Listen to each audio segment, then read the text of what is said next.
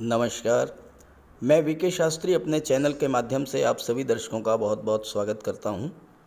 15 मई 2023 बुद्धि, इंटेलिजेंस, वाक शक्ति, तर्क शक्ति, लेखन शक्ति, विश्लेषण क्षमता, आईटी सेक्टर, कंप्यूटर, कम्युनिकेशन, वाणिज्य, व्यापार और शेयर मार्केट के कारक युवराज बुध मार्गी हो रहे हैं। अभी तक बुध अस्त अवस्था में गोचर कर रहे थे और 10 मई को युवराज बुध उदित हो चुके हैं। जब कोई ग्रह अस्त होता है तो अपना पूरा फल देने में सक्षम नहीं होता। 10 मई को युवराज बुध उदित तो हो गए, लेकिन वक्री अवस्था में ही गोचर कर रहे हैं और 15 मई को बुध मार्गी हो जाएंगे।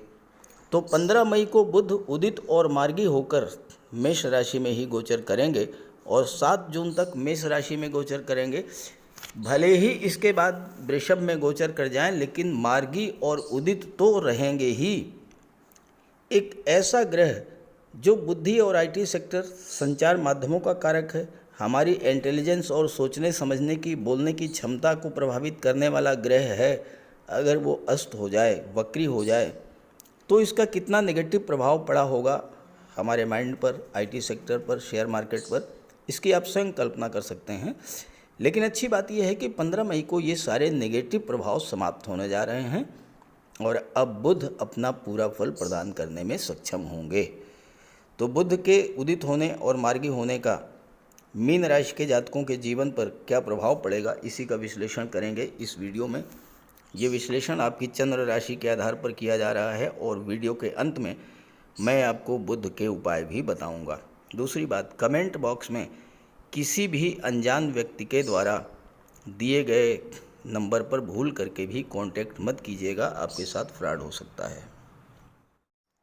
तो ये है मीन राशि के जातकों की कुंडली। बुध का गोचर आपकी कुंडली के बहुत ही महत्वपूर्ण भाव धन भाव में हो रहा है और यहाँ पर बुध चतुर्थ भाव और सप्तम भाव, दो केंद्र के भाव के स्वामी होकर के धन के भाव में गोचर कर रहे हैं। चतुर्थ भाव जो कि भौतिक सुख सुविधाओं का होता है, भूमि भवन प्रॉपर्टी का होता है, माता का होता है। सप्तम भाव जो कि दाम्पत्य सुखों का होता है, विवाह का होता है, पार्टनरशिप का होता है, व्यापार का होता है, डेली इनकम का होता है। इन दोनों महत्वपूर्ण भाव के स्वामी होकर के और धन के भाव में गोचर कर रहे हैं। तो बुध का ये गोचर आपके लिए बहुत ही शुभ फल देने वाला है। कुंडली का दूसरा भाव धन के संचय का होता है, परिवार का होता है, वाणी का होता है और दूसरे भाव में बुध फाइनेंस, मनी मैनेजमेंट, संचार कौशल, वफादारी, जीवन शैली, बुद्धि, धन और तर्क शक्ति को रिप्रेजेंट करते हैं। सेकंड हाउस में बुध व्यक्ति को भौतिकतावादी बना देते हैं, धन के संचय की प्रवृत्ति को बढ़ा देते हैं, बुद्धि का प्रयोग ज़्यादा से ज़्यादा धन संचित करने में और व्यक्ति को मनी माइंडेड बना देने में बुध का बहुत बड़ा योगदान है। और यहाँ पर बुध चतुर्थ के स्वामी हैं, भौतिक सुख सुविधाओं में वृद्धि करेंगे, भूमि भवन प्रॉपर्टी वाहन का योग बनेगा और बुध के धन के भाव में गोचर करने का प्रभाव ये होगा कि धीरे धीरे धन का भंडार बढ़ता चला जाएगा, बैंक बैलेंस बढ़ेगा और आप महाधनी हो जाएंगे। बुध शेयर मार्केट के कारक हैं। आप अपनी बुद्धि बल का प्रयोग करके ऐसे शेयर में निवेश करेंगे जहां से आपको मैक्सिमम लाभ हो। लेकिन ध्यान रहे, शेयर मार्केट में निवेश करने से पहले आप किसी एक्सपर्ट की राय ज़रूर लीजिएगा। दूसरा भाव वाणी का होता है। आपकी वाणी प्रखर होगी, बोलने, लिखने, अभिव्यक्ति की क्षमता बढ़ेगी, आपके अंदर अपने परिवार और अपने इष्ट देव के प्रति वफादारी भी बढ़ेगी। बुध सामाजिक ग्रह हैं। पब्लिक प्लेटफॉर्म पर आपके बोलने, आपके गायन या वाद विवाद की कला को निखार देंगे, भाषण देने की कला में प्रवीण बनाएंगे और पब्लिक को मोह लेंगे आप अपनी बातों से।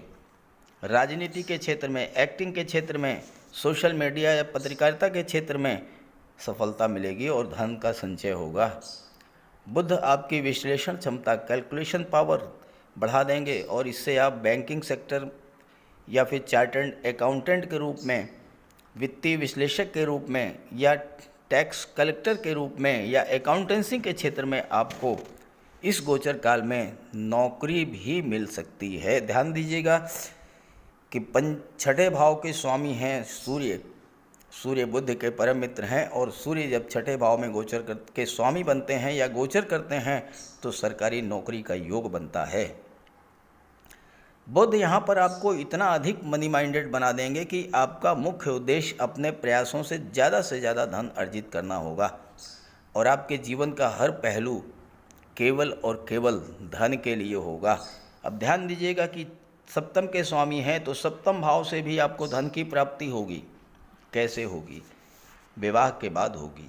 विवाह के पश्चात आपको धन की प्राप्ति हो सकती है।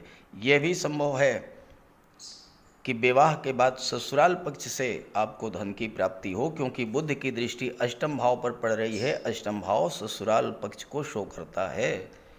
यह भी संभव है कि आपका जीवन साथी जिससे आपका विवाह हो वो घर का अर्निंग मेंबर हो, और विवाह का भी प्रबल योग बनेगा, क्योंकि बुध जैसा शुभ ग्रह सप्तम भाव का जब स्वामी है तो विवाह का भी प्रबल योग बनेगा आपके लिए।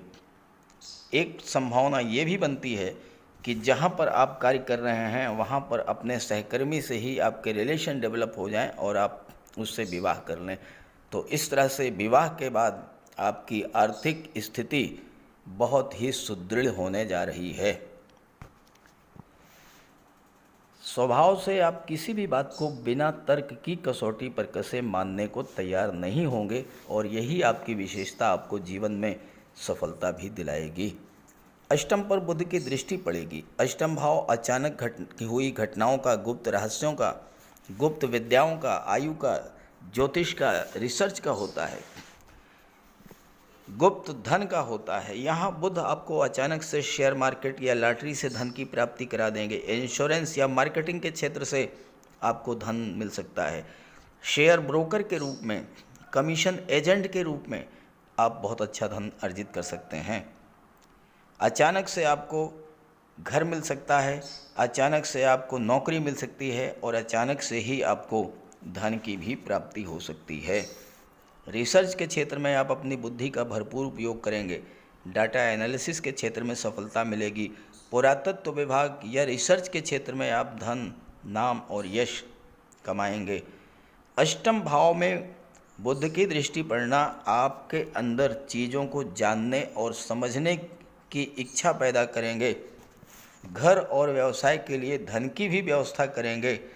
साथ ही साथ टैक्सेशन का क्षेत्र है या रिसर्च का क्षेत्र है या